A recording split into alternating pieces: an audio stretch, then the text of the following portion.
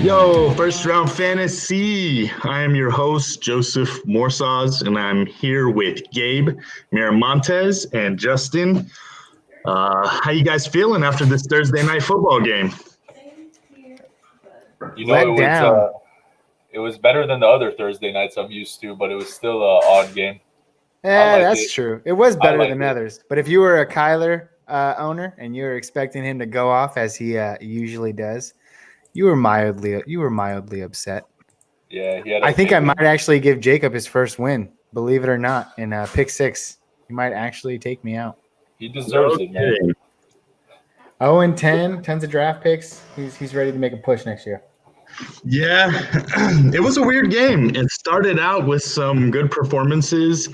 It looked like Metcalf was on his way to some sort of a monster game. Let's kind of go through some of these numbers. So Murray finished with 25 or 24.26. Drake had 16. Edmonds had 15. Hop had 10. Kirk had 9. Fitz, surprisingly, with 14. Russell Wilson, 24. Hyde had a pretty good game. I didn't see exactly what he finished with, but I know he had 17 and a I think half. he has 17, yeah. 17 and a half. Wow. And then Metcalf with 13 and a half, and Lockett did pretty good, almost getting me that 22 mark. Anything stand out amongst this crowd to you guys? I'm telling you, between Hopkins and Metcalf, I'm considering amending a league and allowing for pass interference yards because they Seriously. draw a lot of contact. But Metcalf did have a 40-yarder called back off holding, so he's still a beast. Should have had a bigger game, and he dropped a touchdown. It thudded him in the head and just fell out. Yeah, that one was frustrating. I saw that. It literally popped him right in the face. And then as a guy that was firing him up in 2 leagues, right off the bat, he gets that big touchdown. I'm all, oh, man, this is another one of those 30-point games for Metcalf. And he could have done it. I mean, if he catches that other touchdown, he has that big what was it, a 40-yarder that was called back? Yep. So, Yeah. that's another 5 points right there, plus the touchdowns, another 7. I mean, he would have been well on his way to 25 right there. Yeah, Look. it was good. Let me propose this to you guys. Like, obviously, holding calls, they've been in place. But do you think they're a little extreme? Like a spot of the foul. So you're talking about like who took one today? DK, right? He takes one and that call gets him at the goal line. And then was it DK? You're talking about the pass interference? The pass interference call. Yeah, there was a couple, but DK had one that brought him into the red zone. Exactly. Do you guys think they should change that to where it's not spot of the foul, but it's like half the distance of the spot of the foul? Because sometimes, man, those holding calls, but I guess that means it's like he could have caught it. I mean, it sucks, dude, because imagine it's the end of the game, right? There's 10 seconds left, and Kyler Murray throws that ball to Hopkins the other day, right? Just last week we saw this. What's to stop the Bills from just straight up tackling him? Like, no kidding. No, I'm not even kidding. What's to stop him just from straight up just grab him, bear hug him? If you're only going to do so my problem with it, one, is that it's inconsistent.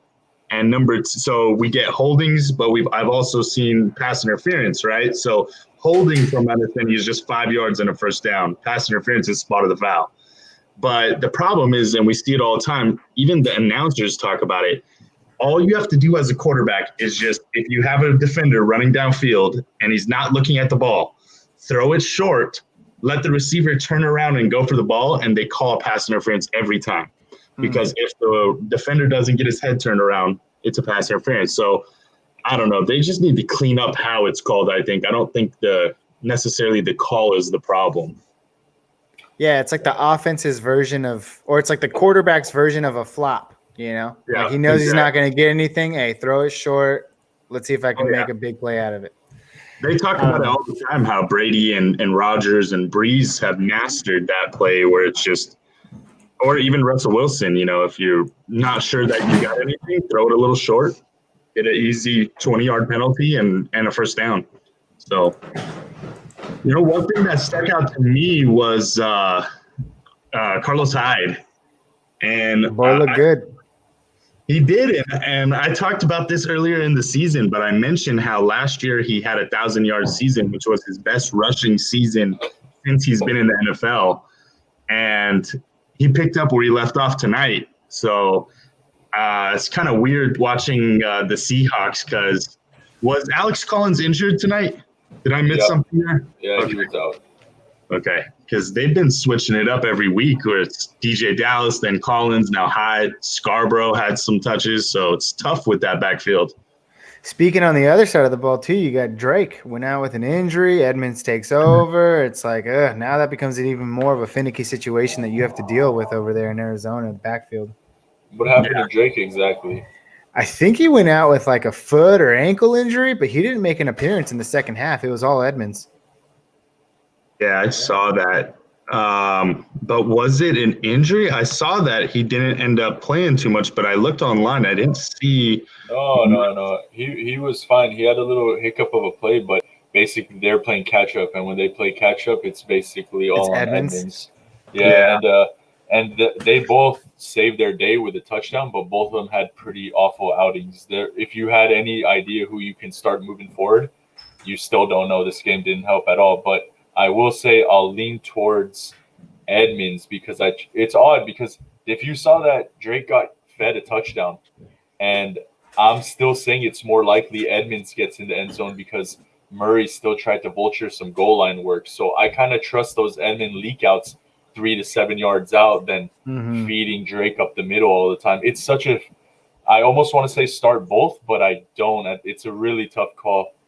Yeah, I left them both on the bench today, and I was happy with it. 12 points from Edmonds, and I think a little bit less from Drake. I was like, all right, I'm okay with that.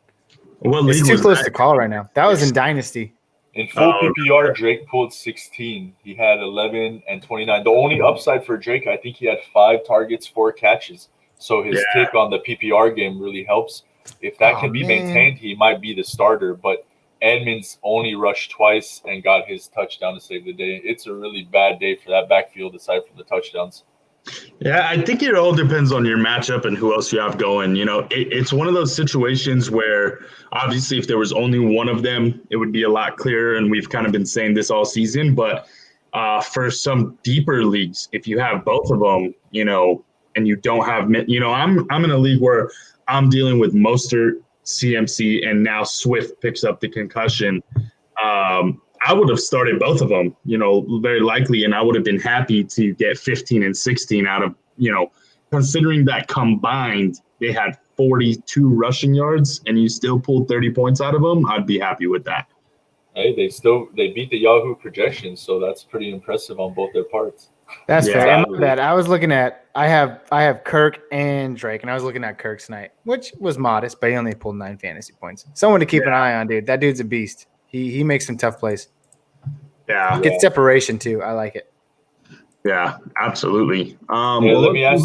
Go ahead. Let me ask this question just for the people worrying about the flexes. If you had to start one rest of the season, are you starting Edmonds, Drake, or Jamal Williams?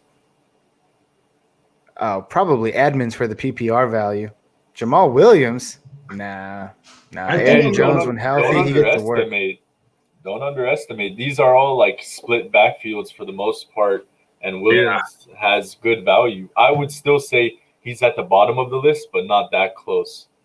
Yeah, not that far. Yeah, he's not bad at all. I mean, last week he actually, I think, ended up finishing with a better game than Aaron Jones, and Aaron Jones was healthy the entire week. So I don't know if maybe Aaron Jones, they're just taking it easy on him because I know he was coming back from injury, but I think Jamal Williams still ended up with like he had a worse week. He had one of his worst weeks. 8.5 points. Jones had 15, 14. Oh, got you. But they had a bad game in the backfield. They didn't need it. Yeah, I think I was thinking of the week before when they went against the Vikings and he did okay, 6 receptions and 75 yards on the ground. So maybe that's what I was thinking of. All right, well, let's move on, guys, to our game previews for the week. So the first one that we're going to start with is Steelers versus the Jaguars. So far, we've heard that Gardner Minshew is out. So I'm not sure many people were starting him or his backup. So I don't know how much fantasy implications that has. But and then LaVisca is still not practicing. What's your guys' thoughts on this game? Justin, I'll turn it over to you. I think there's obvious starts, and then there's possibly one or two maybes. I'm starting Shark if I have him. I'm starting Robinson. That's the only Jags I'm going to start. As far as the Pittsburgh Steelers go, I know Connor has bad games, but I'd be very surprised if you can have a backup fill-in for him. You're still starting him, hoping he picks it back up. And then my only questions are, is Big Ben worth a stream, and is Ebron worth a stream this week? Mm-hmm. Mm-hmm. How about you, Gabe? What's your thoughts on this?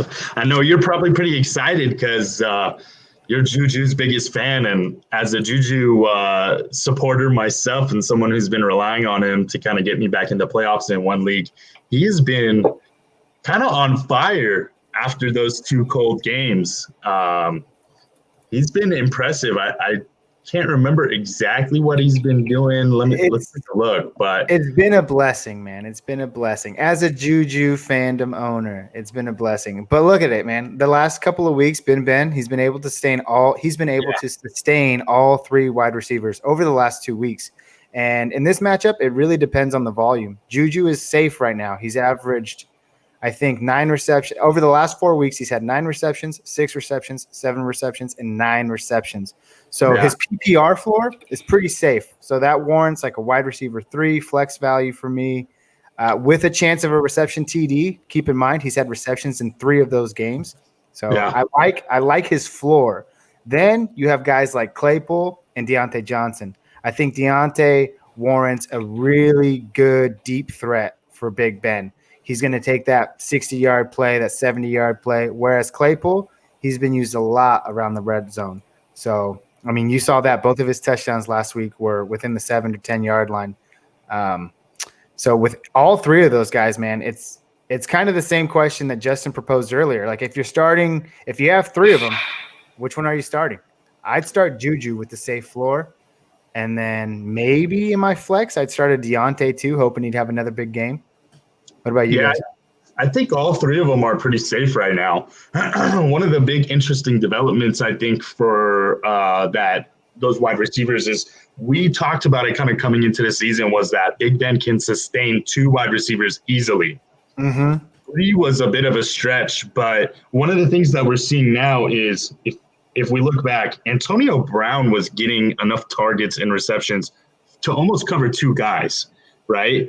I mean, when this guy was at the height of his height, when him and Juju both were in the top 10, and Antonio Brown was surefire number 1, Antonio Brown was getting some games where he was 12, 150, 2 touchdowns. He was having monster weeks. So when you kind of divide that into 3, you're almost able to sustain 3. Now, I don't know that, you can really predict which one's going to blow up each week. But so far, they've all had pretty steady floors. And one other interesting thing that I thought was I looked at James Washington because kind of at the beginning of the season, he was stealing some yards and catches from these guys. And he opened the season with 3 targets, 5, 7, 4, 7, which is not bad. It's just taking from Juju. And now we've seen over the last 4 weeks, he's had 1, 1, 2, and 2. So he's kind of been eliminated from the situation completely, which is great for fantasy owners, I think. And just that, Claypool's that red zone target, like you said, Deontay Johnson and Juju have been getting peppered with targets. So I like all 3 of them. I wouldn't mind throwing any of them in my flex. And you can almost make the argument that all 3 of them are wide receiver 2s right now. Yeah, no doubt. I wrote in the notes for myself, all wide receivers should be started. And it's not crazy to say because as the running game goes down, they just like to light it up in the passing game. And why stop what's been working? And you know what's also interesting? I don't know if this is a fact that I just didn't realize, but they're the only undefeated team in the league right now. They're 9-0. They're rolling. And, I watched the Steelers game early, maybe week 2, week 1, maybe. They asked Ben Roethlisberger something along the lines, did you think about hanging it up? He said, maybe, but when I saw this defense and what we could do, there's something special. So I think they're going to have their foot on people's throats week by week and try to light it up and just win out. Trust all those receivers. They're going to be throwing it. Yeah. Oh, sorry. I was just going to say to touch on Connor a little bit more because like you guys are right. You're starting all 3 receivers. If you have one of them, you're starting them. I'm starting Juju. I have handfuls of him everywhere. I'm confident in that. But I want to know if Connor can get it going. I know Justin touched on it a little bit. 2 weeks in a row, this man has had plus matchups, and he has just not gotten the goal line work because Big Ben has opted to throw at the goal line. During those last 2 weeks, he's averaged 2.4 and 2.7 a carry on 9 and 13 carries apiece. So the volume isn't even there. So the big question for me is, are they going to have a big enough lead for Connor to sustain that volume? And not to mention, the last 2 weeks, the Steelers have come out at a halftime behind, which leads to believe that, Connor gets game scripted out. So with Jake Luton in there for the Jaguars at QB, them trying to figure it out, that defense, jamming their throats down Jake Luton. I mean, I think this is Connor's bounce back game. I'm hoping for it. And like Justin said, you're not in a position to kind of put someone else in there and hope that, they can give you what James Conner can as a floor. But I don't know. Are you guys confident with James Conner? The thing is, it's not like he's sharing time with anybody. It's no one else is taking it. Roethlisberger threw 46, 42, 49. He's just throwing a lot. I still start him. I think it's a couple down weeks, no big deal. He's been a stud from the weeks past, so I would keep an eye on it, but I still have to start. Yeah. One of the things that scares me, though, and I know, Gabe, you mentioned that they came out at halftime behind, but so last week I'm playing Jacob, and he had Claypool and Roethlisberger going, and they were up at that point, I think, 22-10. I want to say 22-10, and you're going to the fourth quarter. I get it's a divisional game. Joe Burrow throws it out. You want to kind of secure the lead. But those touchdowns, those last 2 touchdowns to Claypool, they weren't big bombs. They were, like you said, on the goal line. They were 7 yards out, and the other one I don't remember. But that's just kind of, especially that second touchdown, because I'm sitting there looking, and it's 29-10. You're in the fourth quarter. You're winning by 19 against the awful Bengals. And you're at home, and you still can't get Connor the ball. I don't know. I'm not saying that I don't trust him. I'm just saying right now, with their offense and the passing game specifically and the defense rolling so hard, I don't know. Maybe they want to keep that momentum going into the playoffs, because we've seen it time and time again that once you get against the Chiefs, you have to air it out. And so we'll see. I mean, we spent a lot of time on these guys, though. Any other last thoughts on this game? I do have one last note on Connor, and it seems like you're kind of weaning off of him, and I think this might help. Like Jacksonville, they've been known as a defense that people can run on. But if you look at the last 2 weeks, they had Duke Johnson, which, I mean, you could argue that James Conner is a better runner than Duke Johnson. But they also faced Aaron Jones. Both of them were held to under 3.5 a carry and out of the end zone in those games. So Jacksonville's stepping up on the defensive end against the run. I don't know, man. I think if you have someone else, which is highly unlikely, you got to find another way out of there for Connor, because I don't know, man. I'm scared. Yeah. It's kind of a wait and see. I'd also say if you need a flex play in tight end, Ebron is a nice play this week. Jacksonville is not so good against the tight end, and he's in a thrown offense. Yeah, I agree. Great points, guys. Well, let's move on to the next one. We've got the Lions at the Panthers. Some big news coming out of there as far as injuries concerned. So DeAndre Swift missed practice today, Thursday. I know you guys are watching this on Friday. He missed practice today, so he went through a full practice Wednesday. Thursday, he doesn't practice. He enters league concussion protocol, which is a big blow considering he's been on a roll. Kenny Golladay back at practice Wednesday. Did not practice Thursday, but did he not practice? I thought he got in a limited one today. Golladay? Yeah. No, I think he was held back. Here, let me look. Golladay didn't practice today. Okay, I didn't see. The last update I got was that he returned to practice on Wednesday. Kind of typical for a guy if he's coming back to not get multiple practices in a week. I'd keep an eye on that one on Friday, but he was back at practice Wednesday, so barring a setback, I think he's going to play. And then Matthew Stafford, last I saw, he's going to play, but he does have a thumb injury. And then Teddy Bridgewater, knee, MCL, he was limited today, Thursday, but he is likely to start. So guys, Gabe, I'll go to you first. Fantasy implications on these injuries. What's your thoughts? DeAndre Swift, are you starting Adrian Peterson if he doesn't play? Eesh. No, probably not. Definitely not Adrian Peterson. I mean, Swift has been the only light of positivity out of the Detroit backfield over recent weeks. And if he's out, I don't really trust Adrian Peterson too much. My biggest concern is actually in relation to Stafford. I mean, the guy's really durable. He's played throughout his career through injuries. This injury in particular, though, is on his thumb, on his throwing hand. And I don't know. He's saying he's going to play through it. I hope he does. If that's the case, my big question in this game is Marvin Jones and Kenny Golladay. I still think that if Kenny Golladay comes back, I'd be a strong proponent to start Jones as well. He's had a touchdown in each of the last 3 weeks. Now you could say, well, Kenny Golladay played in one of those weeks but was out the other 2. I think he's a safe set. And Golladay went out that first the game versus Indy. Sorry to cut you off. He went out like right away. It's okay because I was going to say safe sex. But I meant to say safe flex. He's a safe flex even if Golladay plays. So I do like Marvin Jones. I think he stays hot in a matchup against, Teddy Well, we'll talk about Teddy Bridgewater in a second. But, those Panthers they're decimated in the backfield with corner injuries and all that, and they've been susceptible to the pass all season long. So I do like Marvin Jones, and I like Kenny Golladay. If Swift is out, I do not like Adrian Peterson. Gotcha. One thing I forgot to mention here, guys, CMC, obviously, I know this probably isn't major news. Everyone should know by now, but he's also going to miss his second game in a row.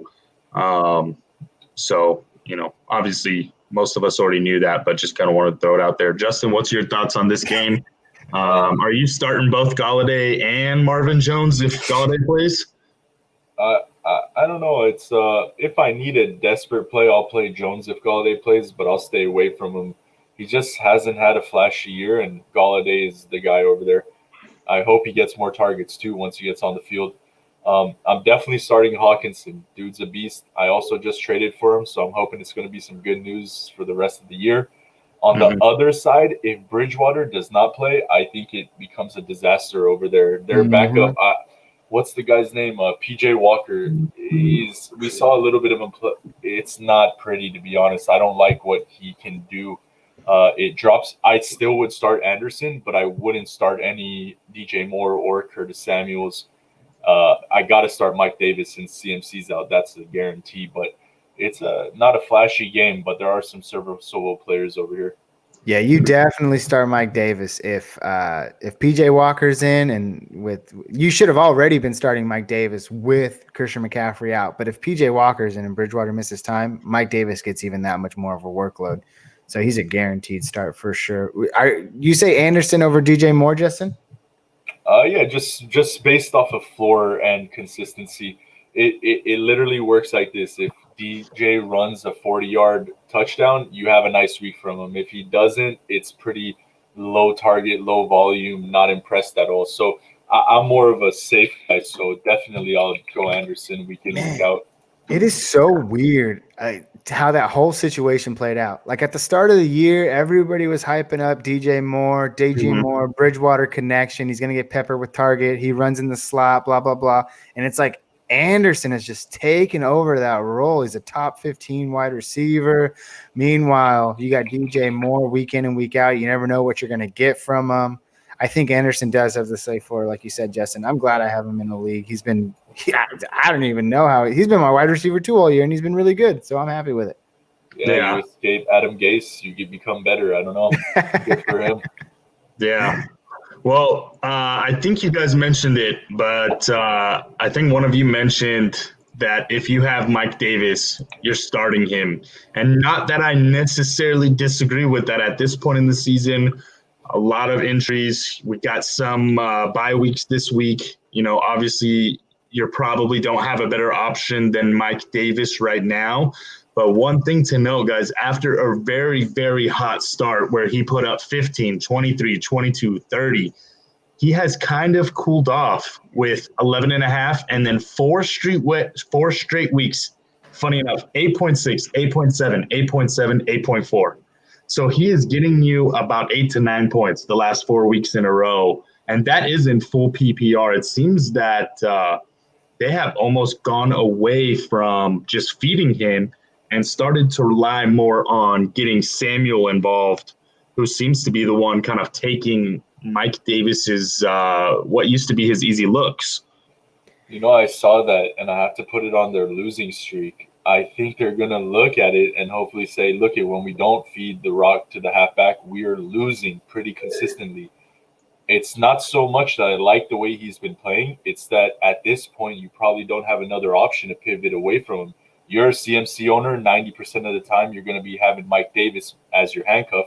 I have to plug him in. I mean, the only questions is, did you find a waiver wire in maybe Balaj or Duke Johnson? Would you start over Mike Davis? I might, just because I like the other offenses more. But most of the time, I think you'll be having to play Mike Davis. Yeah, good point. Well, last thing, I didn't hear, maybe I missed it, either of you guys talk about Curtis Samuel. The last 4 weeks, 17.5, 21.5, and 27 points. And then he had a down week last week, but it was a game against Tampa Bay that wasn't pretty. 4 points. This week, going against Detroit, is he flexible? And if so, talk about a guy like Marvin Jones Jr., who are you flexing if you have both of these guys? Ooh, that's a good one. I don't know, man. What do you think, Justin? If Bridgewater plays, I'd consider it. I'd rather lean Jones, but if he doesn't play, I'm not touching him.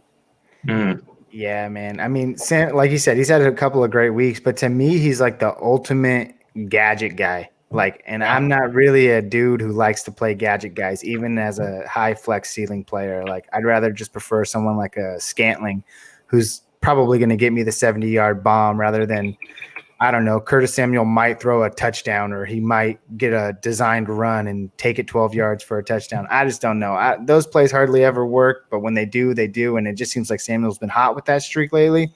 I don't think it continues. And like you said, he's coming off a down week. Questions in the air about Bridgewater.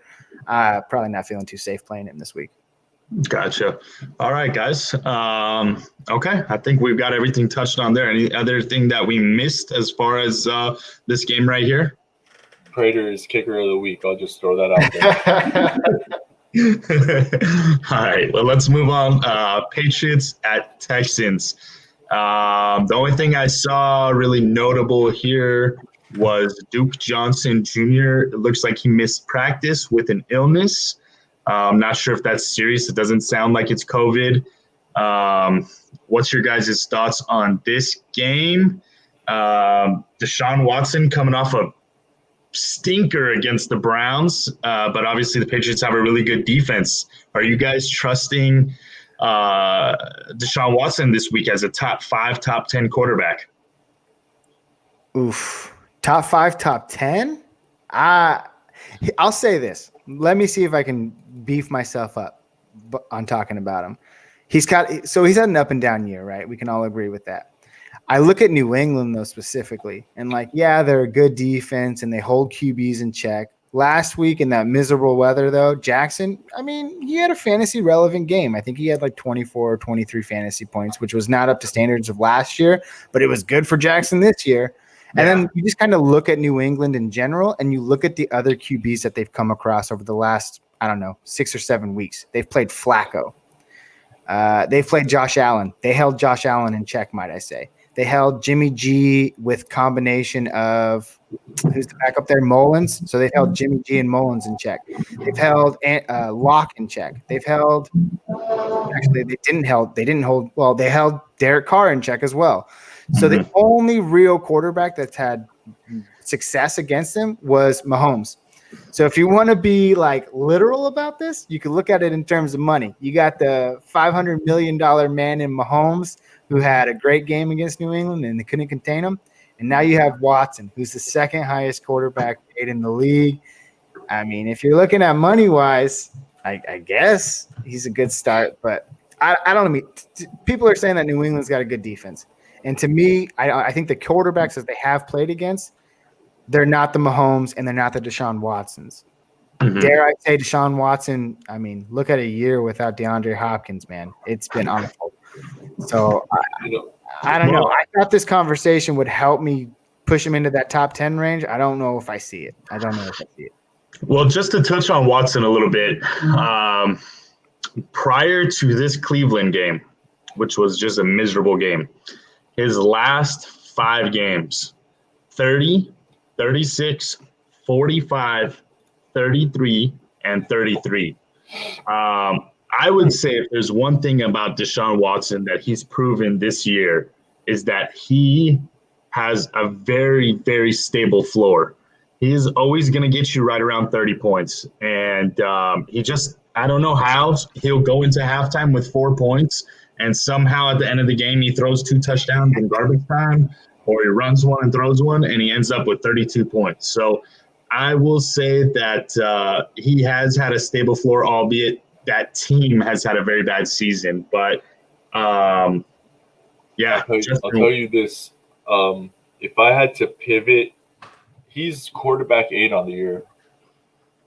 8. And right behind him is Roethlisberger. If I had to pivot and Roethlisberger's available, I definitely would do it this week.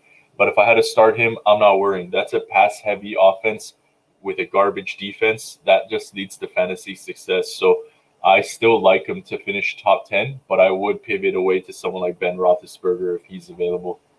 Well done, gentlemen. You've convinced me. Yeah, I would definitely play Watson this week, especially with my point as well that New England hasn't faced QBs that are up to par other than Mahomes, who's had success. And I think Watson is on that Mahomes level in terms of talent. So, yeah, I think talent wins here, and Watson's a good matchup play or a good play. Yeah.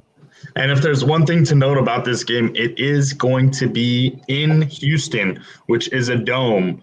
So after watching Lamar Jackson do okay, like you mentioned, he did have one of his better games on the season, and that was miserable conditions. So while I like the New England's defense, I still think you probably don't have many better options than Deshaun Watson. How about the wide receivers in this one, guys? One of the surprise guys that I've been keeping an eye on and picked him up in one league is Jacoby Myers. And he has been surprisingly pretty solid, even if it came at a throwing touchdown one of these last weeks. What's your thoughts on him? Like I said, I definitely like Myers more than the other options we've spoke about. He's just solidified himself as the only wide receiver there pretty much that you can work with. Start him if you need to. It's not a bad option. Yeah. Yeah, I like it too. Side of the football. Oh, go ahead, Gabe. No, I was just going to say I like it too. I agree. Okay. How about on the other side of the football? We have Cooks and Fuller. Both of them have been pretty solid in fantasy the last little while. I mean, Fuller all year and Cooks has kind of started to come on. Are you guys starting both of them if you have them, or what are you doing in this week?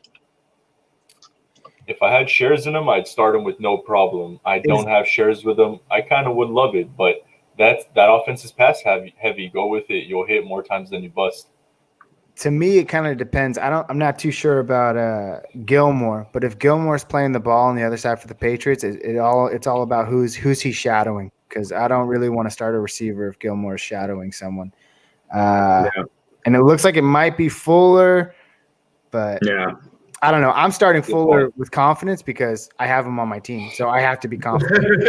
I don't really have any other options. He's been a solid wide. He's been my wide receiver 1 all year, and he should be a wide receiver 2. But he's been putting up good numbers, so I'm sticking with him.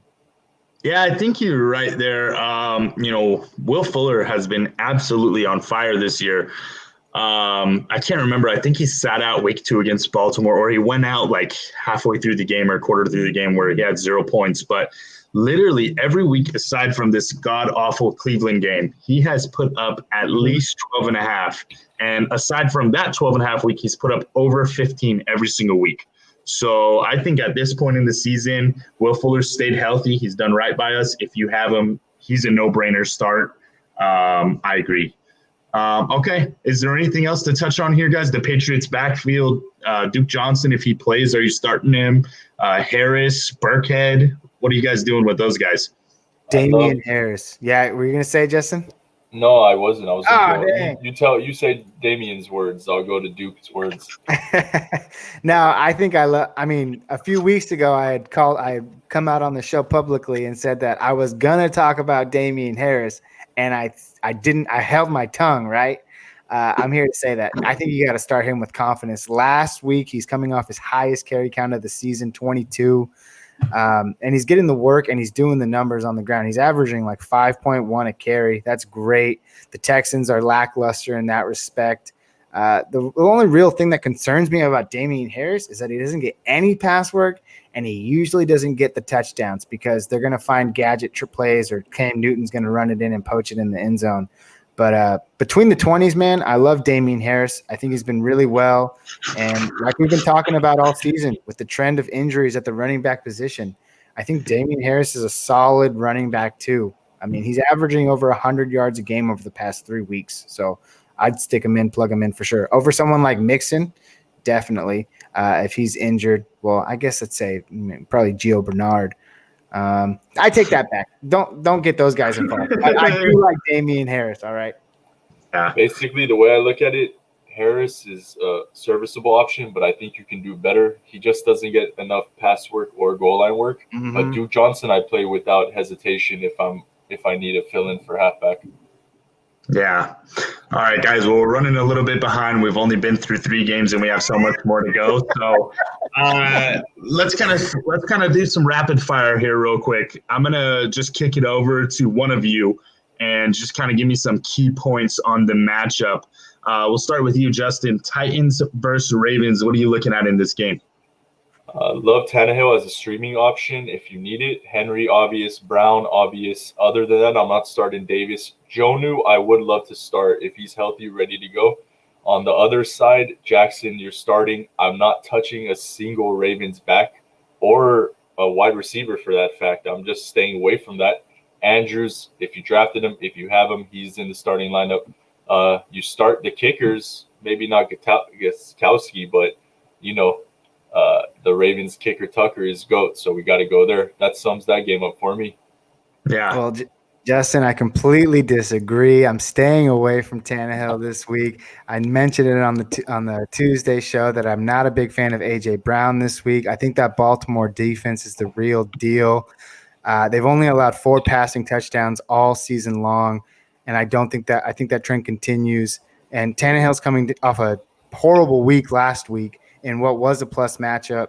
Baltimore's got a great defense, man. I picked them up I spent like $250 in fab on them, which is almost a third of my budget because I know that they're the real deal. They're not really paying through it for, fantasy purposes, but in the NFL, man, they're holding it down.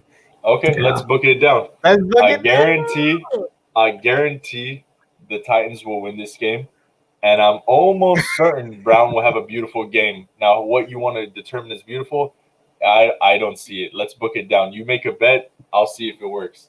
Well, first we can just call game. I'll take Baltimore. Okay, I'll go definitely Titans.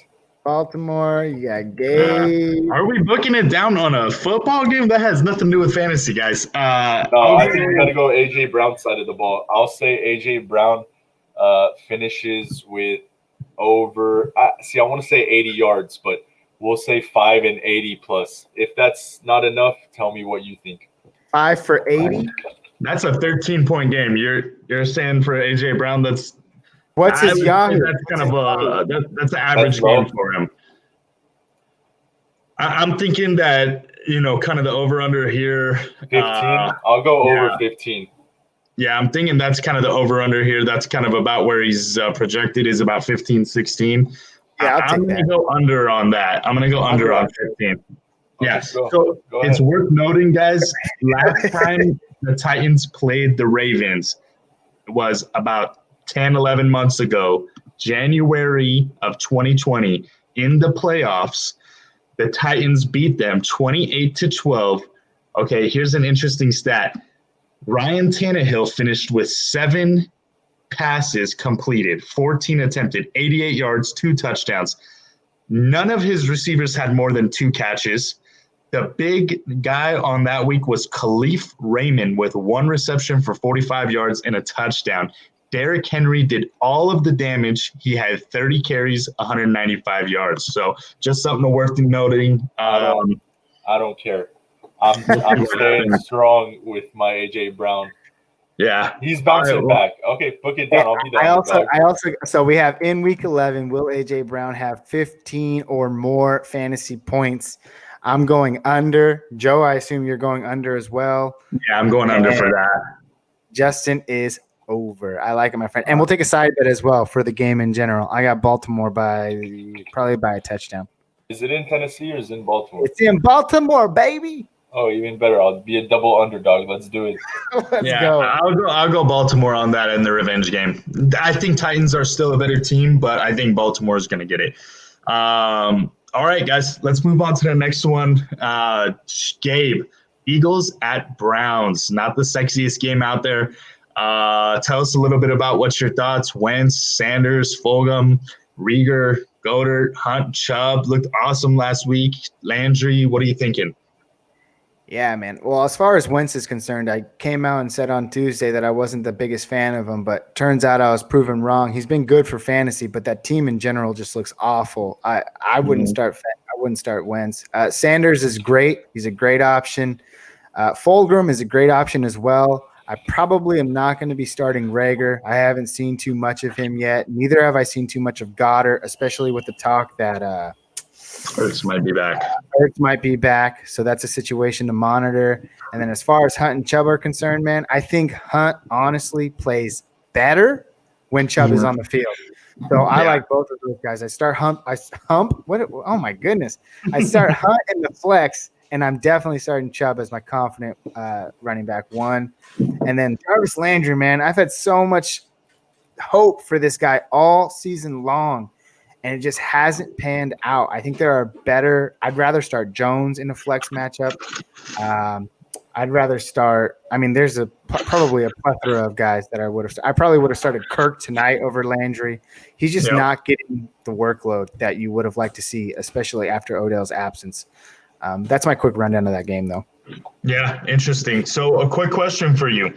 I am in a game, and I am very fortunate in this league where I have the option to choose between I'll give you three guys. You tell me, and typically I know one of these guys does not belong in the conversation, but he's been kind of lackluster the last few weeks. But Aaron Jones, Kareem Hunt, Miles Sanders. You have to start two of those guys. Who are you starting? Oh, I'm starting Aaron. Wait, you said Aaron Jones, Kareem Hunt, and Miles Sanders? Yeah. Yeah, I'm starting Aaron Jones for sure. As far as the other two, man, that's tough. Yeah. That's tough. I'd probably take Miles Sanders there just for the purpose that I know that he's going to get the majority of the carries on his team. It's just unfortunate because last week you look at that situation where he's doing all the work and then he's being poached by Scott and Clement. So the situation doesn't bode well for him, but I like him because of his volume. Kareem Hunt, he's going to get you the 10 to 12 carries. He's going to get you the 4 to 5 passes, but it's all, situational based. So it's tough for me to predict that, whereas I know that Sanders is going to get that volume. So I'm going to start Jones and Sanders. What about you, Justin? Yeah, Jones, Sanders. Sadly, would have to bench Hunt. Yeah, it's worth noting that is what I have in. So awesome. So let's move on. Probably the most intriguing game of the season. And I'll go ahead and handle this one, guys. So we've got the Falcons and the Saints. Not the most intriguing game of the season. I'm kidding. The Saints are probably going to destroy them. But there are a lot of fantasy implications going on here. So looks like Ridley is going to be back. He has been practicing this week. Alvin Kamara, surprise, do not practice. I'm not taking too much from that. He's a veteran. He's been getting a lot of work lately. I think they're probably just trying to give him a day off. Quick note on that really quick. In an interview today after the practices had concluded, they were interviewing him. They asked him how he felt, and he's like, I feel fine. I feel good. Yeah. I'm ready to go. Yeah, I think you can safely put him in your roster. Some other notes here. We've got Matt Ryan in what I expect to be a game where they get behind early and probably are shooting it out. I think you start Matt Ryan pretty confidently. I think with Ridley back, Julio, some of the other guys they've got there, you're starting him and you're doing it pretty confidently. Julio and Ridley, obviously, same every week starts. Gurley, I don't know.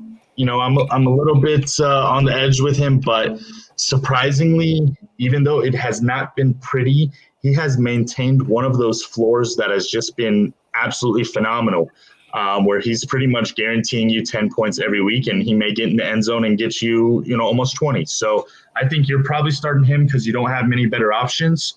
And then Hayden Hurst, who I really like, has came on the last 4 weeks and is actually starting to be a very consistent fantasy tight end. So you're probably starting him as well.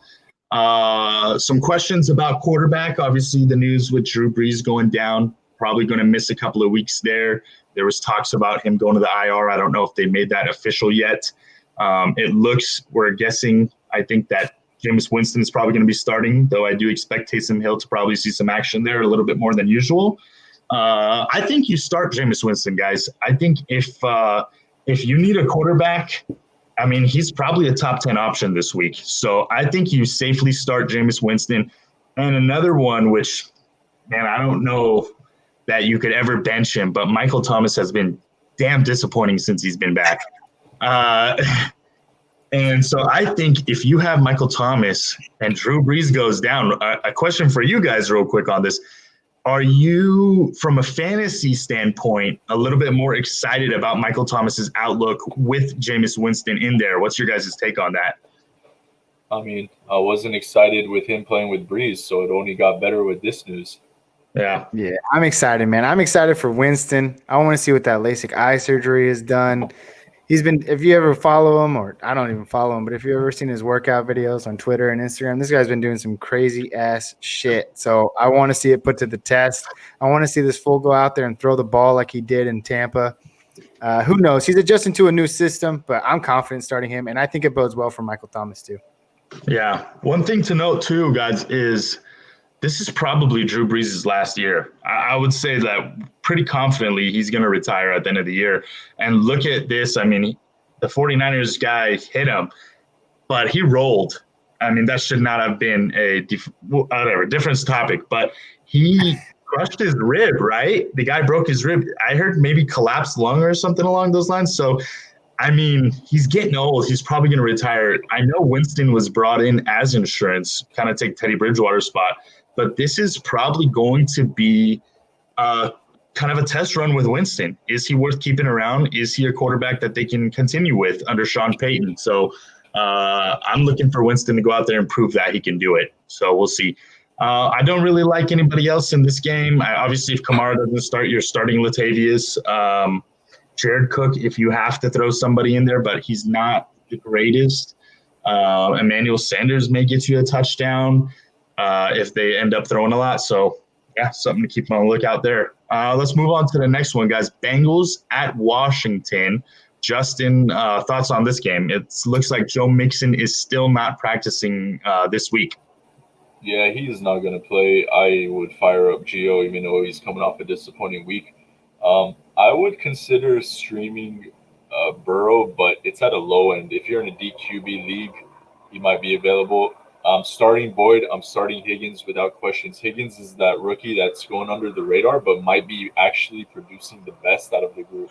I love him. Gibson and McKissick, they're a double threat. I start them both with extreme confidence. Alex Smith, I called it a couple weeks. I've been calling it.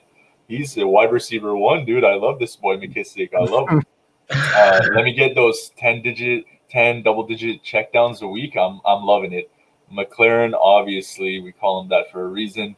And then Logan, I wanted to make him my start of the week. I think you should feel very good as a tight end play with Logan this week. Other than that, don't think I missed anybody, but I'm not going to touch anything else. Any love for Alex Smith? No, not a chance. He threw for 390 yards last week, bro. And he's got the Bengals, an even better matchup. I saw it, but I just like alternative options. For example, I can't believe what I'm reading right now. 55 attempts, 38 completions, 390 yards, 0 touchdowns. Our league, it transferred to 21 points. I don't want that. He has a nice floor, but I'm not going for floor with other players out there. But I mean, 2 QB leagues, yeah, I like them. Yeah, that's a good point. I mean, I've got to think, as somebody who's always had a soft spot for Alex Smith as a Niner fan, you could do worse. So, it's not likely a guy throws 55 times and No interceptions, by the way. no interceptions, 390 yards, which I think I read was a career high for him, which is amazing. I mean, this guy almost died, guys, and he's back playing football. I'm not kidding, I mean, it was a serious injury where he almost died, and he is back now playing football and throwing up 400 yards. So that's impressive. I've got to think that he's going to find the end zone a couple of times this week, and I think you could do worse on a streaming option. All right, let's move on to the next one. Gabe, I've got an exciting one for you, man. Jets at the Chargers. Herbert, I did see this, and I see it on the notes, but I saw this earlier. Justin Herbert got a haircut, and it was as bad as De'Aaron Fox's. I mean, this guy looks like he may be 17. But aside from that, I have not heard any news on Eckler. I do know that he put out an Instagram or Twitter video a week and a half or so ago that he was running down the field saying that his return is near. Assuming he does not play, Gabe, tell us about Balaj. Are you comfortable starting him? And tell us a little bit more about your thoughts on this game. Man, the resurgence of Kalen Balaj is the real deal. This man was sent to fantasy hell. He was sent to the NFL dump, and he has come back. He has found a new home, and I think he is a confident play. He's getting the passing down work. He's getting the carries. Anthony Lynn came out and said he's going to be our featured back from now until Eckler comes back. I'm starting him with full confidence against the Jets defense that is so vulnerable to the run. The running back on the other side of the ball, I'm forced to start him in the league, and that's LaMichael P. Ryan. You might think, wow, this is not a good situation. I will say this, though. It's reported by Yahoo. Adam Gase came out and said that they plan on giving P. Ryan the featured back role over the remainder of the season. You got to think about it, guys. This is a team that's tanking. Not tanking. They're just not good. So why are they going to waste their time giving old man Gore some of the work when they want to see what they have in this young talent? I mean, the Chargers aren't that good against the run. I know that they have questions at QB play over there in New York, but I mean, if you're going to be looking at a guy who's getting 20 carries, I want to see what P. Ryan can do. I'm starting him against the middle of the road San Diego Chargers run defense. I'm excited for both running back matchups this week. I think Balaj is going to have a good week. I think P. Ryan's going to have a good week. As far as wide receivers are concerned, I'm starting Allen. Don't know if I'm starting Williams, given that some things might happen with the lead. I don't really know. I do like Allen's floor a little bit more. I like Hunter Henry. As far as the other side of the ball, Crowder and Perryman, I don't know. That's at your discretion. Definitely, I would start Crowder. I would actually go against P. Ryan. He's touchdown or bust so far, and I just can never trust their running game until proven wrong. I hope it works out. I'm rooting for him because we need more halfbacks that are serviceable, but they just don't do much over there in Jets land. So we'll see. No, yeah. I totally get what you're saying. He's touchdown dependent, and the carries, he hasn't been getting any work. But I'm not saying I'm not saying I'm one to believe in Adam Gase. But I mean, he said the words, man. Featured role. He's had, let's see here, 8, 6, 11, 7 touches over the last 4 weeks. If that gets somewhere close to 16, 18 touches, and he gets a few balls in between there, I think that's a safe floor. So I'm rooting for that. All I'll say is Bell was supposed to be a featured back with him too, and prove me wrong. That's where I'm standing. Gase never wanted Bell in the first place. That was a shit show to begin with. So we'll see. I hope you're right. I want you to know that. Hey, I appreciate it. I'm not too confident in LaMichael. I don't trust anybody over there in New York, but I applaud your confidence, Gabe, and I hope it works out for you. Quick question for both of you, and let's move on. Justin Herbert, he has been absolutely dynamite. Is he a top 5 option rest of the season? His schedule says so, and it starts with the Jets this Sunday. That's hard. Top 5. It's there's some big boys in that name. I don't think he's top 5, but he's hovering there. Yeah, his schedule says top 5. I think he has a nice top 12 fantasy season. He could land in the top 10 for sure, but Without top 12 is where I guarantee it. Well, I'll tell you on the season right now, he is what I just saw this a minute ago. He is quarterback. I believe it was number 8 number 7. But he and Watson are like within 0.1 points. So number 7, number 8, behind Brady, Rodgers, Allen, Mahomes, Wilson, and Murray. And I like what Gabe pointed out. The schedule does say that he is going to be top 5. We'll see. Some of these guys have some tougher schedules. Aaron Rodgers has Indiana. He's got Chicago a couple of games, Tennessee. So, and I don't trust Brady. Not that he's bad, but I just think that he's had some up and down. So I like Herbert as a top 5 play myself. Let's move on. Dolphins at Broncos. Justin Noah Fant rib injury. I didn't see it. I don't think that's going to keep him out. I didn't see if he's been practicing. What's your thoughts on this? Dolphins defense has been one of the best in the league. What's your thoughts? Even if Fant plays, I think I'd rather stream elsewhere like the Logans or the Ebrons of the world. He's just been disappointing with or without Locke, and it's really sad because we had high hopes for him. I'm starting Ahmed. I don't know where he came from. He got work. It seems like anyone who runs for the Dolphins this year, give it Gaskins or him, is going to do well. Devontae, he's a flex-worthy, start-worthy player, but I would pivot if I could. I'm not touching Melvin. I'm not touching Lindsey. If I can get away, I will. And then my question I had for everybody is, do you start? My sit of the week, my fool's gold was Judy. Do you start Judy, Patrick, or Hamler? What order? Yeah, I think Judy's earned the right to be the number 1 there. Yeah, I like that. So I'm going to go Judy. I don't know. I guess Hamler, I think from what I've seen, he's starting to come on a little bit. I may be wrong there, but I just don't trust Tim Patrick. I know that's been a guy of yours from the beginning, but I'm going Judy without a doubt as the number 1 there. Okay, good. Gabe, what's your thoughts on that? Anything to add? Judy for sure. And if you have Miami defense or Miami defense is sitting out there on the waiver wire, pick them up, man. They're turning into a beast of a defense. Yeah, they're almost matchup proof. I picked them up. Somebody dropped them when they had a tough week. I don't remember who they played exactly. Their schedule is cake. I think when they were playing the Cardinals, I picked them up.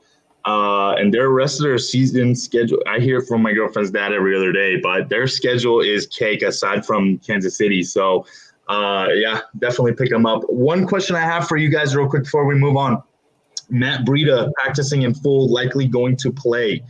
Does that factor into starting Ahmed this week? And if you're in a situation like me where you're deciding between Ahmed or Gio Bernard, and Mike Davis for that matter, and you have to start 2 of those guys with a bunch of other injuries, who are you starting between those 2? And again, does Ahmed get hurt at all from Breida starting or coming back? I'm not too big of a fan of helping my opponent out, but if I had to give you my weekly advice, I would lean towards Ahmed. When Breida was healthy, it doesn't matter. He doesn't play. I don't care what goes on over there. They know that they cut Josh Howard. Doesn't mean he's going to get any run. I benched Gio this week out of those because he plays the Washington football team, and they have a stout run defense. Most definitely. I agree 100% with Justin, and especially with Breida. Like, he hasn't been fantasy relevant all season. Ahmed showed the promise last week. I'm continuing to roll with that promise. Yeah, we're helping Joey out left and right. We might as well start your team. We're helping the fantasy. One of those things where when you're trying to compare situations, you think about it as a fantasy manager, and these are some situations that I'm running into, and I'm sure others out there are running into the same thing. So let's move on to the next one. I guess I'll grab this one, guys, and that's Cowboys at Vikings.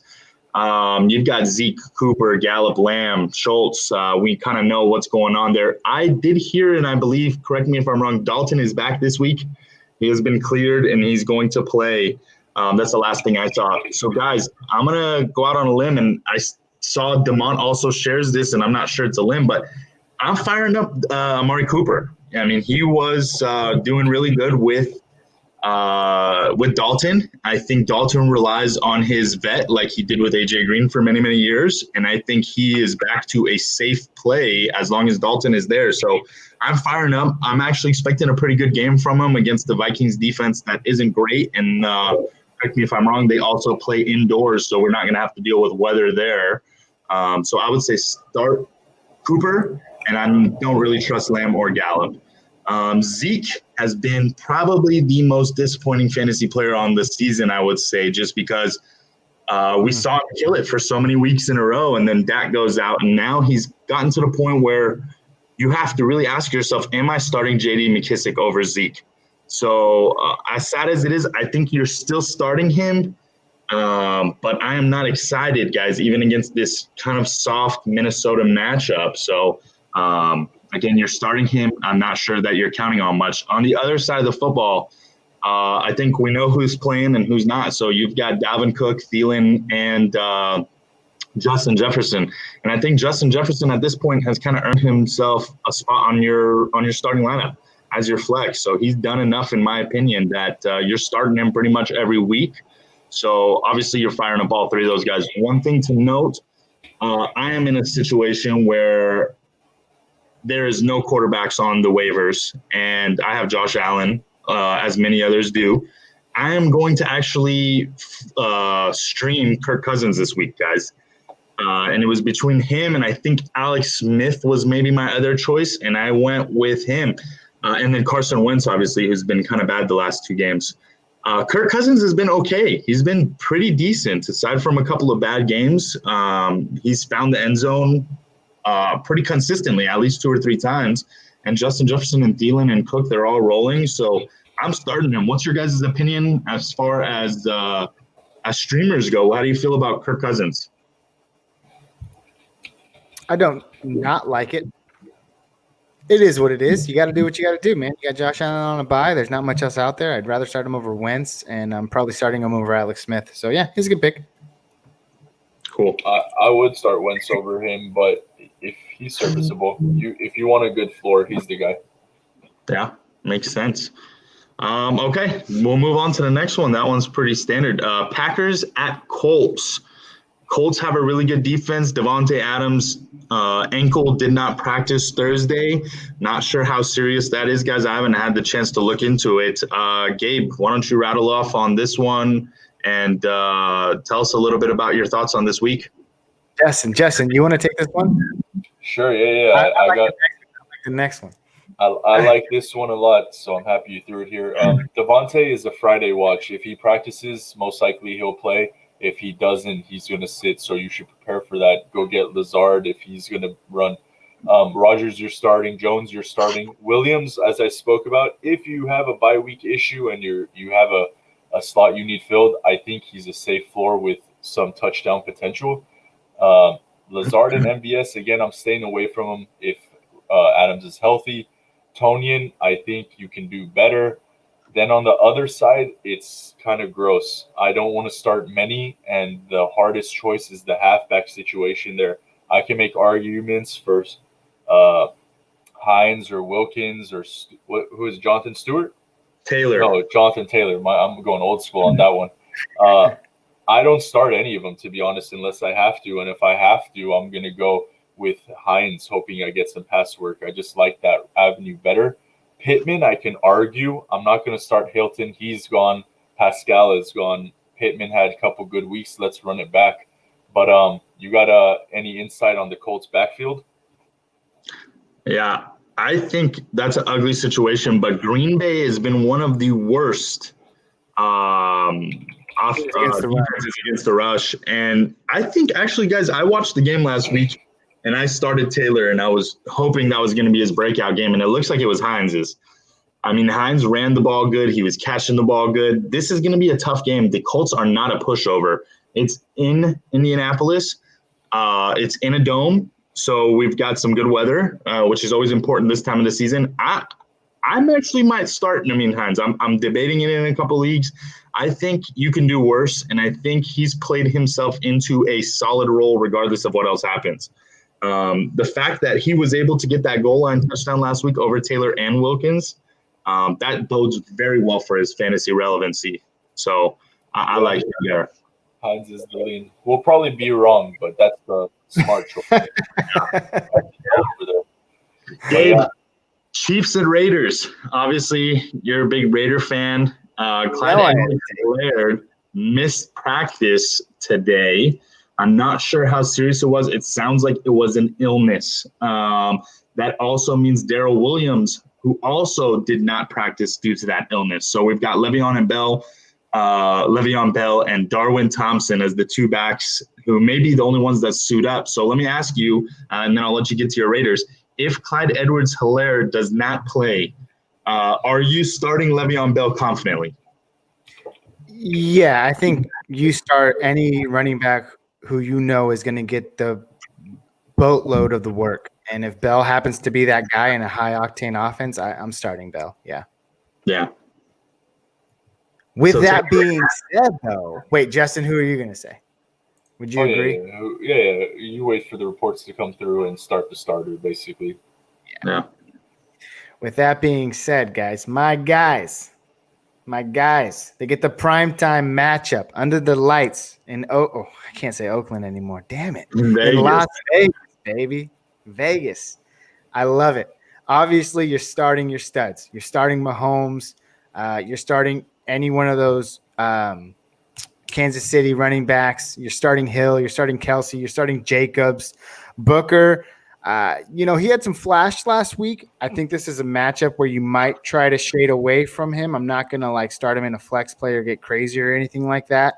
I don't think that the game script is going to be similar to when it was when the Raiders kind of upset them a couple of weeks ago or earlier on in the season. So Booker, he's someone I'm just kind of putting on my bench as a handcuff right now.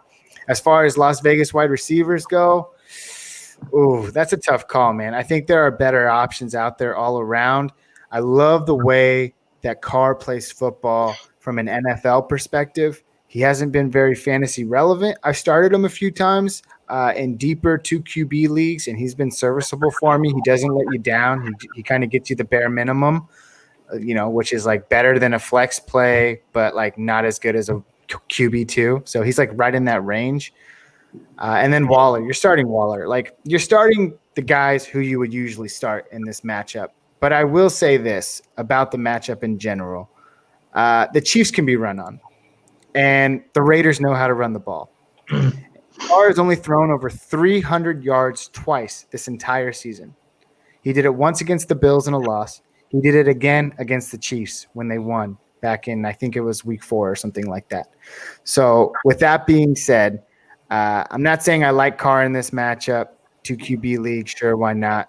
It's a pretty straightforward matchup. I'm just excited for the game in general. I will say this.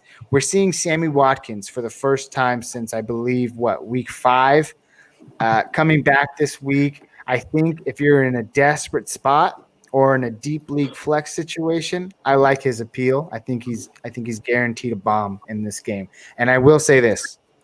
Raiders coming out with the W. The W. So good thing that you mentioned Sammy Watkins. The last time he played was against the Raiders, and he had 2 catches, 24 yards, and a touchdown. So not great, but 10 points, solid. I also like how you mentioned the Raiders were going to win. Gabe, I want to book it down with you, and I want to book it down that the Kansas City Chiefs are going to win by more than a touchdown. After being upset last time, and I know the Raiders are a lot better team than they were last year, I still want to book that down. I'll give you the 7-point buffer. If they win by a touchdown, neither of us wins. They have to win by more than a touchdown. So KC by more than a TD. Yep. So if they win by 7, we'll call it a wash. If they win by 6 or less, or the Raiders win, obviously. I can't go against my boys. That's why I never bet on them, because I can't go against them. But yeah, of course I'll take it. Awesome. Justin? Chiefs. Okay. All right. Whatever. It's not that I don't like them. They already beat the Chiefs. Chiefs have that in their mind. They're division mates. They're gonna come out wanting to spank somebody, and it's kind of like Thursday Night Football. tonight or last night, you know. Yeah. Arizona True. went out there and showed force against Seattle, and Seattle came out tonight and said, "No, we're not going to." These divisional battles, man, they're closer than you think. The Raiders haven't been good the last couple of years, but when you get divisional football, man, those divisional matchups, those are what you plan for as an NFL team all year long. You see those guys twice a year. Those games mean more than anything.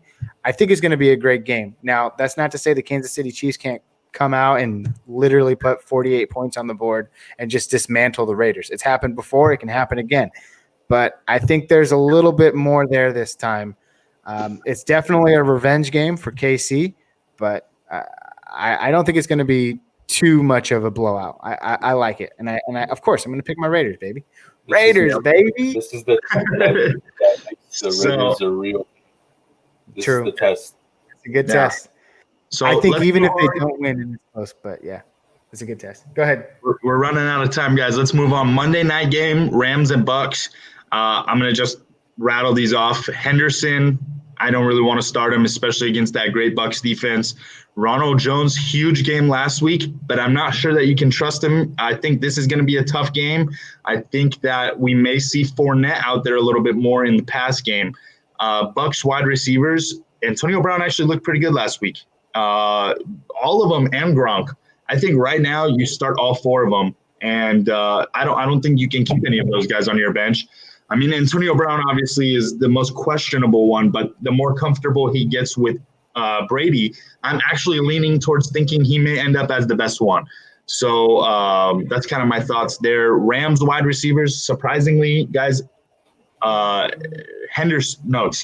Reynolds has been leading that core in receiving yards the last, I think it was 3 or 4 weeks. He probably has the worst floor, but he may arguably not because how he's played himself into the offense. So if you have these three guys, I'm not sure you're confident starting any of them at this point.